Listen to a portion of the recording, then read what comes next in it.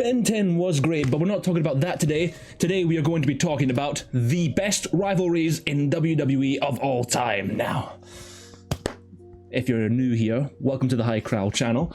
We discuss wrestling on the daily, so if you do like daily stuff, please be sure to subscribe. Now, this video is going to be a tier list one. If you haven't heard what that is before, I'm going to just basically rank all the different things we've got on here, and we're going to go through them. We're going to see what we like and what we dislike. Now, if you do like that kind of thing, be sure to leave a like, comment down below what is your favorite rivalry from the wrestling period, and, you know, drop a little subscribe. A little subscribe. Not a big one, just a little one. Just to help us out on our way to, I don't know, we're on 10k now, so let's shoot for 50. 50k. That's what we're aiming for now. So let's get into the video. So, from what I've seen here, we've got one name in particular, well, two names in particular that we can start off with, and that would be Seth Rollins and Roman Reigns. Now, of course, they became rivalries after the Shield had broken up. Poor shame, of course. That was a really bad time if you're a wrestling fan, because the Shield were awesome, they were cool, everything about them was amazing, so to see them have a rivalry together, it was a bit sad. You know, I kind of didn't like it. It was a shame. But when our tribal chief, of course, had a match with Seth Rollins at WrestleMania, no, sorry, Royal Rumble 22, Royal Rumble 22, yes, they had their match, came out, Shield attire, Seth Rollins came out in, it was absolutely just, ooh, it was mind games, it was mind games. And of course they had, to be honest, it started not after the Shield had broken up, but at WrestleMania 31 when Seth Rollins cashed in his Money in the Bank contract. That was when this all kicked off. And from then on, Seth Rollins has been quite the thorn in Roman Reigns' side. So with that being said, where would I rank Seth versus Reigns? Seth versus Roman, even. It's a personal rivalry. It's a very personal one. It's not to do with, you know, who's done this better, who's done that better. It's all personal. So I'd probably stick it in A. I'd probably stick it in A. Reason being because that kind of rivalry should be, you know, equated to something like, I don't know, Shawn Michaels, Triple H, Stone Cold, well, not Stone Cold Rock, maybe that's too high. What else? Well, Randy Savage versus Hogan, that's another personal one. Things like that I think are level with this kind of rivalry, and it is a personal one. So with that being said, I think the S spot is a great place to put it, and because they're still in a rivalry. It's been, that was in 2014, I think, late 2014, the Shield broke up. That has now been 15 years. 11 years since that happened, and they're still fighting, they're still going at each other. It is an amazing rivalry, and I hope that it continues, and it just moves on from story to story to story. I don't want it to ever end, because it's just far too good. Seth's too good of a heel. Roman can be too good of a heel and too good of a face. Seth is the same. That just character work between them is just marvelous, isn't it? So yeah, I'd put that in S. Next one is, from what I can tell, is Ric Flair versus Steamboat. Oh God. Seth Rollins was pretty good with Roman Reigns, but this Steamboat versus Ric Flair, I wasn't alive. I didn't see it. I didn't witness it at all. I know that they had, you know, stuff in WWE at the time when they were wrestling both there, but they had like, they went to so many other promotions and wrestled as well each other. Apparently it was really great from what I've heard. Because I don't know about it, I'm just going to put it in C. It can't have been bad because it's two legends, but I can't rate it any higher because I basically just wasn't watching. I haven't watched a single Steamboat versus Ric Flair match. I can't comment on it. But listen, Ric Flair, one of the greatest of all time. Steamboat pioneered the way of wrestling for today with that match with Randy Savage at WrestleMania 3. So he is, you know, deserving of a spot in that sort of legendary status. But I think you put the two together, I can imagine they were putting on amazing matches. But personally for myself, hey, I don't know. I don't know if it's, you know, I don't know if it's comparable to, you know, Mr.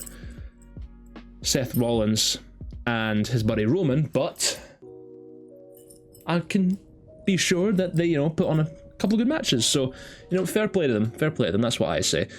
But yeah, I'll rank them in C, just because I didn't watch them at the time, but I can assure you that it was probably pretty good.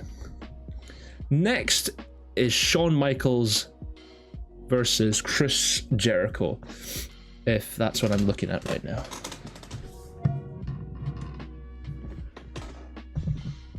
It is that. That's a tricky one again, because I wasn't around watching wrestling at the time when it was happening, but it started at, I'm gonna say that WrestleMania they had a match at, I can't remember which one it was like 2000s or something. They had a match, pretty good match as well. Chris Jericho stealing Shawn Michaels' Sweet Chin Music. I remember that being a moment, but yeah, I don't remember much of their feud. Was that not who he called the... No, that was Punk, I think. No, was it? Yeah, no, that was CM Punk. No, sorry. Yeah, I won't know much about this feud. But as far as I know, Shawn Michaels, one of the greatest of all time. Chris Jericho, one of the best people for switching gimmicks left, right, and center. I do think that they probably had a pretty good rivalry overall. I can imagine he brought him onto his talk show, Chris Jericho bringing Shawn Michaels onto his talk show. They had a little bit of a hee-ha and whatnot. But yeah, I think most likely it was pretty good. So where would I rank it? Probably in B. Even though I didn't watch it, I know for a fact that it would have been really great. But see, the difference between that and Steamboat versus Ric Flair is that I never have watched them live once in my whole life. I have at least watched Chris Jericho live when I got into wrestling. Shawn Michaels, true, I had never watched a single match of his live in my life because I only got into wrestling when I was 14. So that would have been a while ago, and Shawn Michaels at that point would have retired. So by that logic, I'm more familiar with it, is what I'll say. I'm more accustomed to that kind of thing. So yeah, B tier, good spot. Call this the greatest of all time because this is The Rock and Stone Cold Steve Austin. Would you believe it? One of, if not the greatest rivalry in sports entertainment history. Now this is going to be a nice and easy decision right to the top. Now, why? Why is it at the top? Because there's lasted ages, which I always like in rivalries, and is between two people who are so charismatic, filled with so much character, so much pizzazz, so much in-ring wrestling work was amazing. There was just so much that they had, and they made it work brilliantly. They have, in my opinion, the greatest rivalry in wrestling history. Stone Cold versus The Rock. You just couldn't beat it. Like, and that's me saying that when I never have watched them live together in a ring. You know, I wasn't even born when Stone Cold was wrestling. So that, for me, just should explain how amazing this rivalry was. I have seen so many WrestleManias where they've wrestled together, so many pay-per-views. Just, there's so many moments you can pick out from Rock versus Stone Cold, and it's just going to be a talking point throughout. It is just an amazing bit of history there between the two of them. It's, you know, come on now. How could anyone not rate Stone Cold and The Rock at number 1? How could you not? Where would you rate it? Down here? No. Up there. No doubt. Stone Cold versus The Rock is the greatest rivalry in WWE history, if not wrestling history. I have changed my opinion about that 3 times now. I'm now saying it, greatest wrestling rivalry in history. You can't beat it. Name me a better rivalry. You just can't. You just can't. It's impossible. So yeah, right there at the top. Stone Cold versus The Rock. Here we go now. Next is a tricky one. John Cena and Triple H. Again, wasn't watching wrestling at the time when they were having a rivalry. I don't think I've seen many matches with them together. I think they had a WrestleMania match. No, they had a Night of Champions match. I think I remember that. I think Triple H won that. But yeah, I think they did hate each other. I mean, Triple H, he was so good with anyone in the ring. You can pick out any wrestler that he was with. He would have a great rivalry with them because he'd make you hate him so much. That was what was so good about Triple H. Anyone could hate him so easily in a rivalry with any face. Wouldn't matter who it was. But having said that, I didn't watch them in their rivalry, though I know both of them. I have watched them both live. I know how good they are, Cena and Triple H. I'm probably gonna have to put it at this one because I just don't hear it being talked about a lot. Like, people say one of the best rivalries of all time. That never comes up. I never hear Cena versus Triple H. I always hear the ones that I've ranked around here. That never comes up. Never comes up. Triple H, Cena. So I'll probably put it there. Maybe it was just because they didn't have, you know, the greatest chemistry with each other promo wise. I mean, in ring wise they were probably all right, but just there wasn't a lot there. So I think they're in number C. What the in this tier is a good spot for them. I should really rename these. Can I rename them? I can rename them. 2 seconds. All right, so I've renamed them from top to bottom. No, from bottom.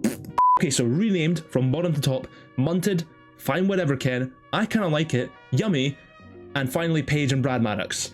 That's a pretty good name for a tier list. Let's continue. So we've got Brock Lesnar versus Roman Reigns. Ooh, that's a good one. And I was there for the entirety of it, so that's good. It's one I'm very familiar with. Brock versus Roman Reigns. Started at WrestleMania 31 in their match. That is probably the best match they've had. I remember it because Brock was just beating the crap out of Roman Reigns. I do remember that, and they had a lot of good matches together apart from that one WrestleMania 34, 33 that was just terrible. Yeah, there was that, and there was I think another one, but most of the time they had pretty good matches, especially when Roman Reigns became the tribal chief. It was like, oh my god, it elevated it. Like, that 38 match is really good. I'll say that their 38 match is impressive. It doesn't beat 31 though. I really like that one. So, but talking, you know, match quality aside, they were really good together rivalry wise, though it was a bit forced because they were pushing Roman Reigns to the very top. Lex Luger kind of beat, you know, just giving him all this, and just making sure he was as pushed as possible, as forced as possible down people's throats. That's why he got into this rivalry with Brock. It wasn't, you know, organic. It just happened. And we were like, okay, I guess that's it then. So where would I put them? I'd say here. I'd say in Yummy. I'd say I can't put 2 Roman Reigns rivalries in Yummy. And the reason why is because Brock versus Roman, again, is one that's very familiar to me. It's very familiar to me, that rivalry. And I think in terms of match quality, they put on some good matches, some really good matches, and it seemed like they did hate each other. Although it was kind of forced sometimes, you know, it was there. A little bit of hatred was there. And that 31 match, I mean, come on, man. It was so good, even though it was their first match together. For a first match, that's really good. That's really good. You know, to put on that kind of match in your first meet, that is impressive. So yeah, I think, put it in there. Having their last match be at 38 when Roman Reigns became the undisputed champion was, you know, something that really made the company what it is today. I think that was probably the start. Or was it the start? No. The start of like this whole Triple H era when Roman Reigns won, although Vince was still in charge, or he who shall not be named. Yeah, it changed the game, so to speak. So yeah, I think there's a fair spot. And next we have Vince McMahon versus Stone Cold Steve Austin. Now that is something I did not expect to be on here because they barely... Wait, what am I talking about? Of course I expected it. It's Stone Cold versus Vince. Come on now. You got he who shall not be named with one of the best wrestlers of all time. So, ooh, this is a tricky one because this was really, really good. This was boss versus just an employee. Like, how often do you see that? You know, it's between these two, honestly. Like, it was that good. It was honestly that good. Ooh. Where would you put them?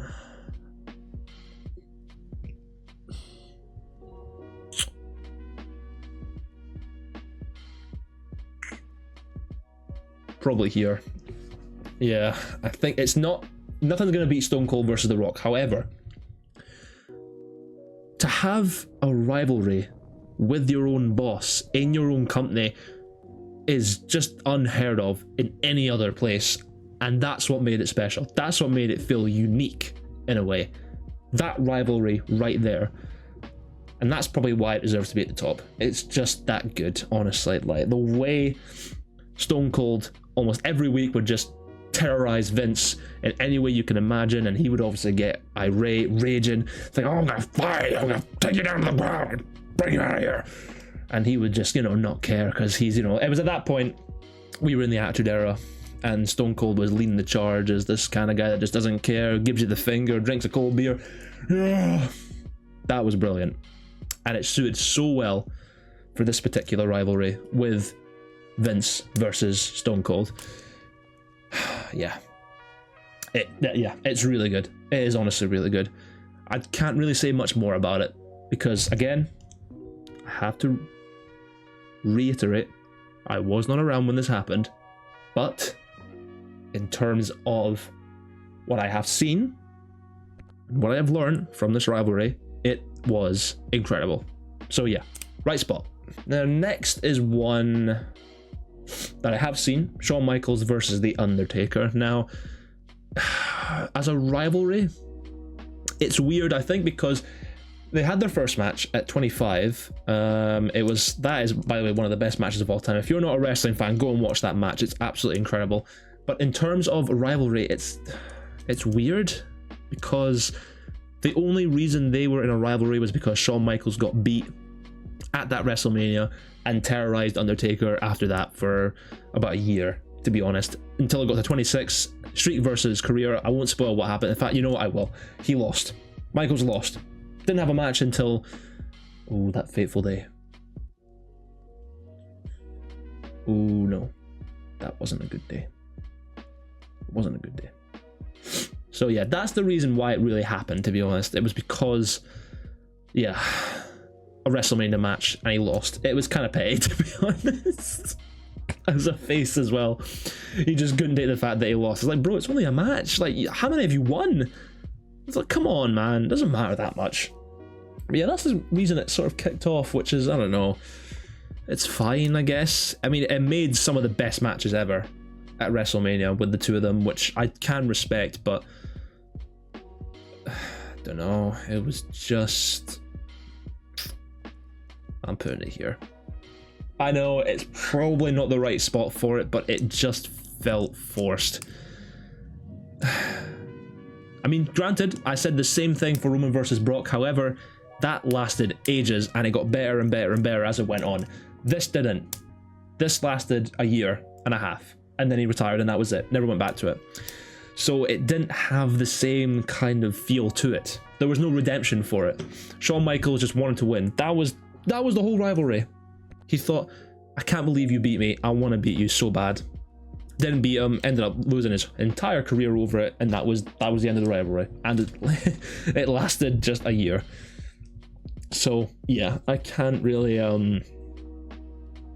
mean, it probably was before then that they were, having this sort of big rivalry. But the only thing I can really remember about it is it started at 25, it ended at 26. That's about the most I can get about it. So yeah, I think for me anyway, that's a fair spot.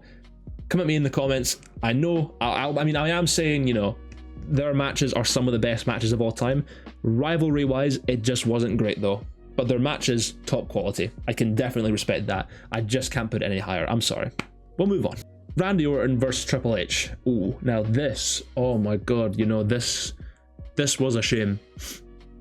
This was a shame because when they had their build-up for WrestleMania 26, it was 26? No. Wait, hold on. I think I might be getting confused about WrestleManias here. It was WrestleMania 25. Right, that's why I was getting confused. Why did I think it was 27? That was Triple H versus Undertaker. Right. Okay, yes. Their build-up to that match was absolutely fantastic, and then they bottled it at 25. Because they put on this stupid stipulation of if Randy Orton gets himself DQ'd, he loses the championship immediately. What were they thinking? What was that? Why would you do that? Why would you do that at a WrestleMania when their build-up was Triple H going to Randy Orton's house, breaking in and trying to fight him. Like, that's crazy. And they didn't do anything with that. And Randy Orton cuffing Stephanie McMahon in the ring and kissing her. It's unbelievable.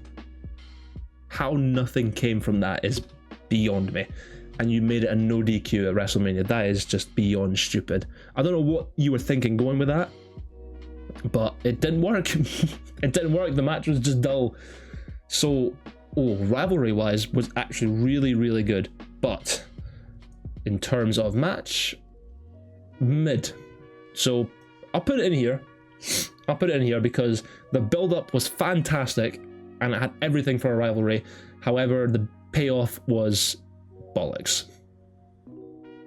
So this is a fair spot for it, in my opinion anyway. Alright, next up is a very long-term rivalry that just had a match recently at Backlash. Randy Orton versus John Cena. That has been cooking for a long time. Very long time. What would I say about it in terms of... Oh God, match quality. You know, they've put on some pretty good matches. And in terms of hatred towards each other, it has been there. Though Cena, you know, he's not about hate. It's, you know, got him over the line. So, I mean, the fact that at Backlash, Randy was the face and Cena was the heel, I never thought I'd see that in my life. And they did it. This, you know what? It's really good. It is, I think, I'm going to put it in there. Okay, let me see.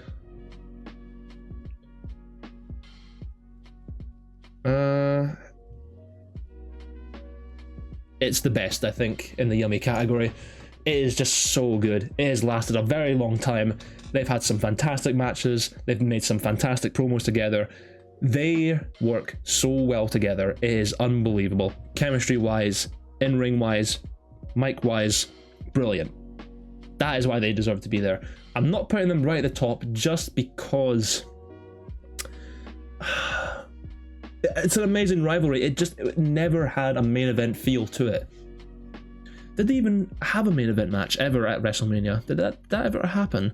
I'm sure they did fight for the title. I think they fought at like Extreme Rules, TLC, a couple of other pay-per-views. Never a main event at WrestleMania though, and you would think, you know, it'd be so easy to put them together in a main event match. Absolutely. There'd be no doubt about it. So, yeah. That's probably why. I mean, you know, granted, Vince and Stone Cold never had a WrestleMania. In fact, no, did they? Kind of. I mean, he got involved. Rock versus Austin, WrestleMania X7, by the way, the greatest WrestleMania ever. So actually, yeah, no, they did. That counts. This, however, that never happened as far as I can remember. But it's definitely a rivalry that should be talked about. It is up there as one of the best rivalries of all time, Cena versus Randy. So I think a fair spot. I definitely think it'll go down in history. Big history. So yeah. Cena versus Randy, good stuff. Ooh, Triple H versus Roman Reigns. Roman Reigns. Ooh, where do I put this munted one? Where it belongs. Right in the... Oh, this is so bad. It was forced. Beyond the ones I've said before which were forced, this one's worse. This is the worst one, actually. Because it was all to make Roman Reigns seem like the top face. And how do you make someone a top face? You put them on Triple H. And Triple H will elevate you to a level that's perfect for a face because he'll beat you down, he'll say this, that, he'll make you hate him, and he'll make you love the face. That didn't happen. That didn't happen because we were still having Roman Reigns forced down our throat at the time. You know, no fault of Triple H. He did his best, and so did Roman Reigns, but it was just the way they went about it. Because we knew exactly what they were doing. You know, there was no hidden message behind it. It just sucked as well. None of their matches were good either. They didn't even put on a good match. At 32, it was dull, and then at the Royal Rumble when he got eliminated by Triple H in 2016, yeah, when he had his title on the line, yeah, it was just dull. It just wasn't good at all. What more can I say about it? It was just bollocks. Roman Reigns versus Triple H, get out! Goldberg versus... Actually, it's showing the picture from their WrestleMania match at 20. The ones after that were really good. Their matches after that. I would say, yeah, no. If you're talking about after WrestleMania 20, you're talking about like Survivor Series 2016, Survivor Series 2016, you're talking about the WrestleMania 30 something match, I don't want to get it wrong. You're talking about all those matches, pretty good. I mean, the Survivor Series one where he won in like 3 minutes or something, that was the best squash match ever, in my opinion. From what I can remember, that is one of the best squash matches, because it was so unexpected and it worked perfectly. Because Goldberg at that time, he was still jacked, he was massive, and it's like against Brock, it made sense for him to squash him. So yeah, I think really good rivalry. But I kind of like it. Yeah, I'm not putting it in the best of I kind of like it, but I did kind of like it. Just not a lot of kind of like it. Just a little bit of I kind of like it. Just a little bit. Just, like a memory card. Kind of like it. I didn't hate it for no reason. I didn't even dislike it. I kind of liked it. And that is, I think, that is the best spot for it in that category.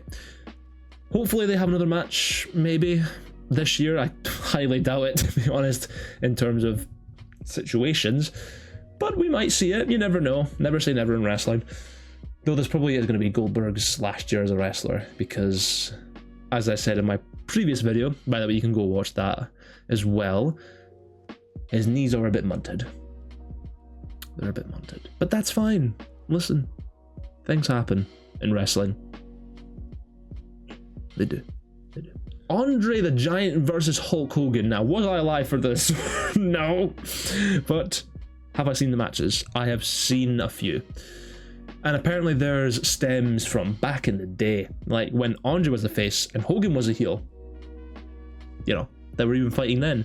And then at WrestleMania 3, you had Hogan as the face, Andre as the heel, which I don't think he was ever a bad guy for 15 years or something, Andre. Of course, Hogan had already done it, being a heel, but now he was the big baby face, And to face off against such an opponent like Andre at WrestleMania 3, where it all cultivated in this massive main event scene, But their match quality, it's not like today, but I've got to take that into consideration, that the style was very different back then. So, where would I put this match in terms of rivalry?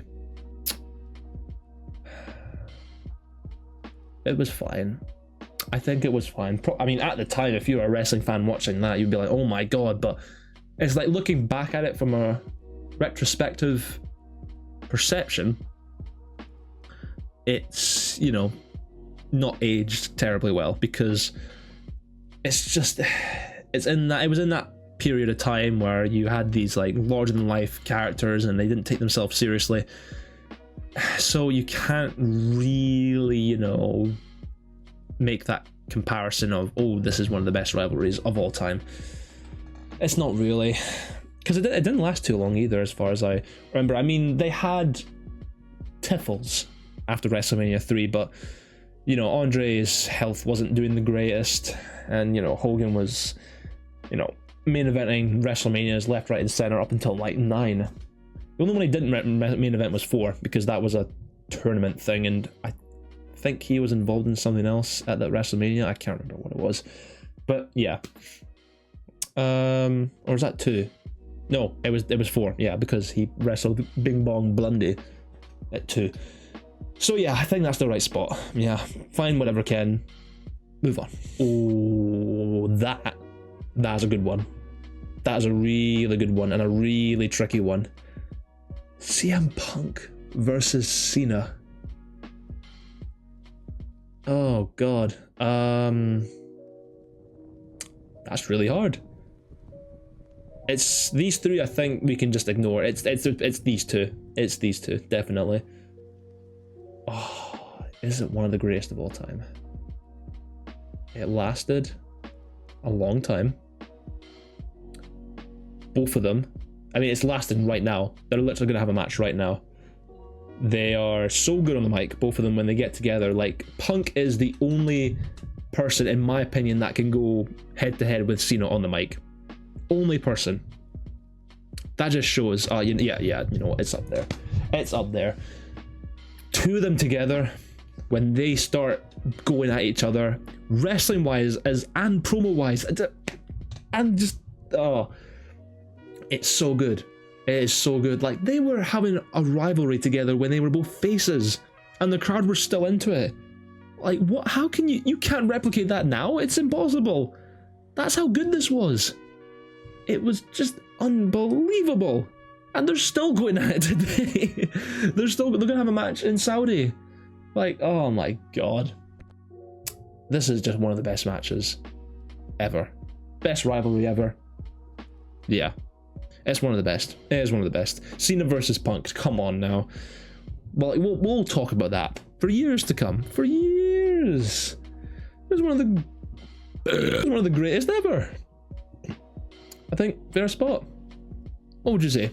Fair spot? Of course you would. Don't be silly now. Come on. We've only got a few left here, so I'm just going to pick a random one from, you know, my vision being blurry, and then we're just going to go with that. So, I've got one. What is it? Triple H versus... Is that Batista? Oh, yeah.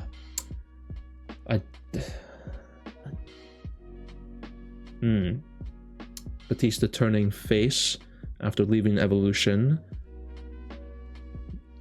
because he had a title opportunity and he was going to go for SmackDown, and then he went, I can't remember what it was, but he wanted to face Triple H, essentially. That was the whole idea. I've only watched their match when Batista had his retirement match. That is the only match I've watched with the two of them together. So, oh dear. I don't know what to say. It's fine. It's fine. I don't hear people talking about that one a lot, to be honest. So it's another one of them that, you know, is like, fine. It's similar to Cena versus Triple H. I don't know why Triple H. He's had so many rivalries, but I just can't remember any of them. I mean, there's two, I think, that stand out for me, but that one, I didn't even know how many matches they had together. I don't know any of that. You can have a go at me, okay? In the comments, just have a go at me. That's fine. Because I could use the history lesson, to be honest. I just don't know anything about Triple H and Batista having matches together. I just don't. Apart from his last match at WrestleMania, which was fine. You know, it had its moments. But yeah, I'm sorry. I can't say anything about this. I genuinely have nothing. I mean, they probably worked well together, I'd imagine. But yeah, I can't say much about it. Sorry, Shawn Michaels and Bret Hart. Oh. They actually hated each other. Hated each other. Wow. Like, in person, like, genuine hatred. Genuine. So where would I put them? Ooh, did they have world-class matches? They did. From time to time, they really did. Is it one of the greatest of all time? I'd say it's about here. Yeah. Now, you think of this from my perspective. I wasn't around for it, first of all. Let's always keep that clear. But I can appreciate the fact that they did actually have genuine hatred for each other, but still managed to put on amazing matches and keeping it professional. That says a lot. That really does say a lot if you're a professional wrestler. To still keep it at that level of professionalism whilst putting on matches that are just top quality, that says a lot. And I think it needs to be commemorated. So I think Yummy is a fair spot. Bret Hart versus Shawn Michaels, good guys.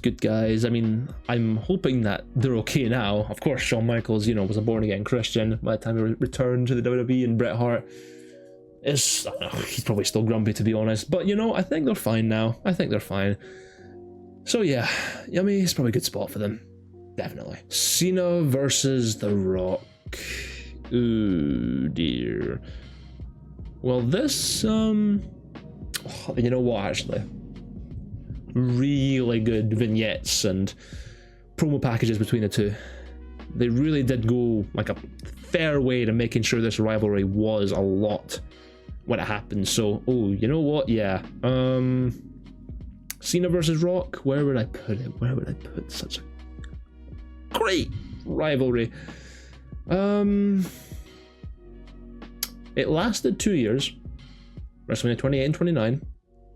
The matches they put on, like the tension in the place was unbelievable. Like, people were excited about these two having a match because the promos they were putting out every week was like just, and they like, it was so good. Why not do it again?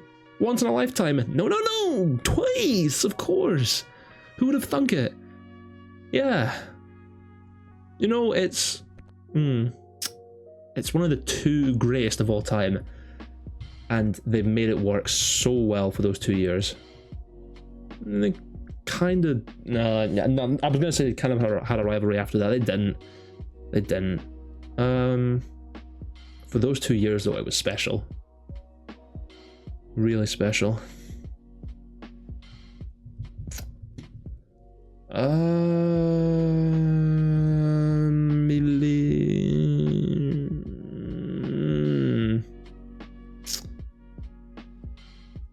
It's up there. Yeah. It's one of the two greatest of all time, and they've put each other in a match for WrestleMania twice. There couldn't be a better stage for them. It worked incredibly well. Cena versus Rock. Come on now. Really? How can you debate that?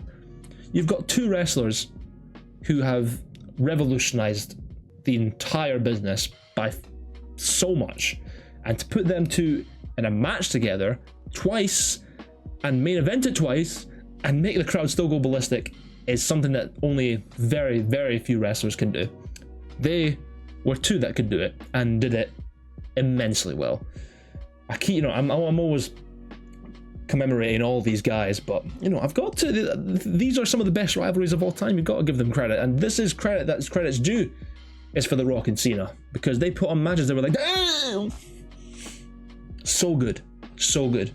Right spot, right place, right time. Shawn Michaels versus Triple H. Oh, now come on now. This was good. This was really good. This was actually really, really good. Yeah, Triple H versus Shawn Michaels. Oh, where would I put this? Where would I put Shawn Michaels and Triple H? There's so many spots I could put it in. It was so good. You know what?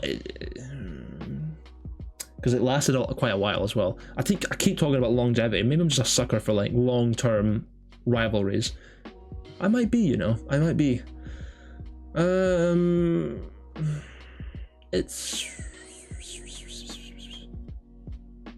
It's here. Yeah, I think that's the right spot for it. Just behind his Bret Hart rivalry, Shawn Michaels and Triple H, because it's Triple H reminding us that he can work a rivalry by being the most obnoxious little twat in the wrestling business and still make it work brilliantly. Like, Shawn Michaels had just come back from his injury and they had their match at, I can't remember. It was an Extreme Rules match, no holds barred, whatever the stipulation was called.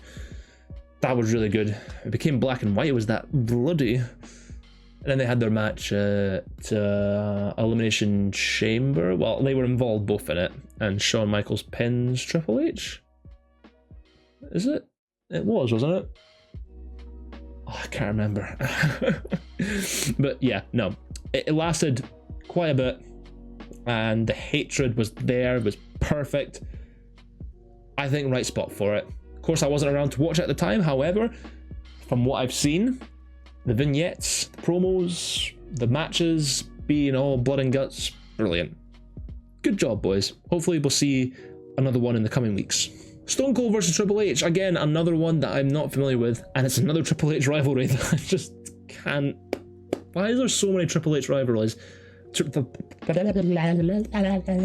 Why is there so many Triple H rivalries here? It's unbelievable. Just shows how many people he's managed to make hate. It just shows how many people he's had a hatred towards in wrestling. Not, I mean, at a kayfabe level, obviously not on a personal level. All these guys he's, thoroughly liked, especially Stone Cold. And I know that this was actually a pretty good rivalry, to be honest. So yeah, we'll put it here, because a lot of good stuff came from that rivalry. I think the commentary from JR, it was like, Triple H, you son of a bitch, why? We had that. I think that came from this rivalry. Yeah. Good. I'm running out of stuff to say, apart from me just praising the rivalry. Like, we've only had one which was just awful, which was another Triple H one, surprisingly. But yeah, I mean, again, hatred was there. You can see the common theme that's coming around here is that it's, how long does it last? Is there pure hatred, even if it's a little bit forced? Is it there? And is the quality of matches good? Those are the three things I mainly look for, if not four things. And to me, they had it all. It was just almost there, but I think a better spot. Yeah, why not? In the yummy one. Ooh, yeah. Is that Triple H again? Oh my god. Alright, Triple H versus The Rock. That was really good as well. I've seen one match where it's for the WWE Championship, and I think The Rock wins. Yeah. No, yeah, I have seen it. Yeah. Yeah, they had some really good matches as well, but we'll put it in here anyway, just because that's the only match I remember. I know they had more. I just can't remember any more than that. But I know at the time, of course, two massive names in the WWE and put on some pretty good matches as far as I know. But yeah, I think it's again Triple H just being the nasty heel, and I'm guessing Rock was the face. There's no way that Triple H was a face in any of these rivalries. Not one of them. Let me even go through the list here. Against Shawn Michaels, heel. Against Stone Cold, heel. Rock, heel. Randy Orton was, I think he was actually the face. Yeah, no, I think he was the face in that situation. Although they both did nasty things. Oh, was Triple H the face? I think he might have been. Yeah, I think he was the face actually in that one respect. Against Cena though, definitely the heel. Batista heel. Roman Reigns heel. One match on there, he was the face. Like, come on. It's a Triple H heel run rivalry with another top star. It's what you're gonna expect. Like, there's only one more on here I can see, but thankfully we don't have to say the exact same thing anymore after that. So yeah, Triple H versus Rock, good, but just never watched it. Can we move on now? Please? Kane versus Undertaker. Oh, they had some good matches, decent matches. I'm not going to say amazing, but they were decent. Have they not had 3 Mania matches? Or 2? I think it's 3 or 2, because they had the one at 17, when Kane debuted in 97. Then they had their match, I think, that year at WrestleMania, and then they had one at 20 when Taker came back as the Dead Man. That was pretty cool. But yeah, brother versus brother, oh. Brother versus brother. And this was actually the good brother versus brother match as well. So, where would I put it?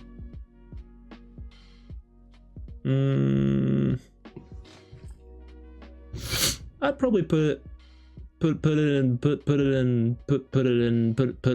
in, not to sound weird or anything. I'd probably put it at the end of here, because is it the best brother versus brother rivalry in WWE history? Or is that Jeff versus Matt? It's definitely not the Usos. Definitely not. Yeah, it probably is the best brother versus brother. I can't think of anything else. I mean, Rick versus Scott, but that was outside of the WWE. Come on now. It's probably up there as the best, yeah. So for that reason, I think putting it at the end there is a good choice for it. And they didn't put on absolutely top quality matches, but they put on a match that, you know, the crowd could get involved in. So they did have that, and, you know, I think they did have a Buried Alive match, didn't they? And hasn't Undertaker lost like 10 of those? He seems to keep always losing them. But yeah, I think fair spot for that. Taker versus Kane. I swear this lasted like 5 months.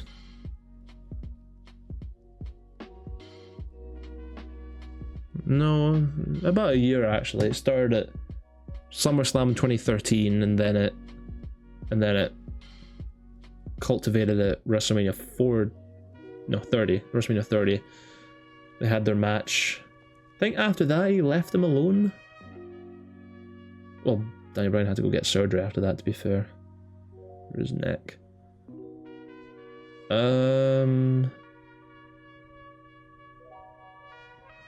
Ooh. It was fine. It was fine. You know what? It's better than this one. Yeah, it's better than that one. Yeah, it's better than that one. Because we all wanted Daniel Bryan to be the top man. The fans had decided Daniel Bryan is meant to be the top person in the company.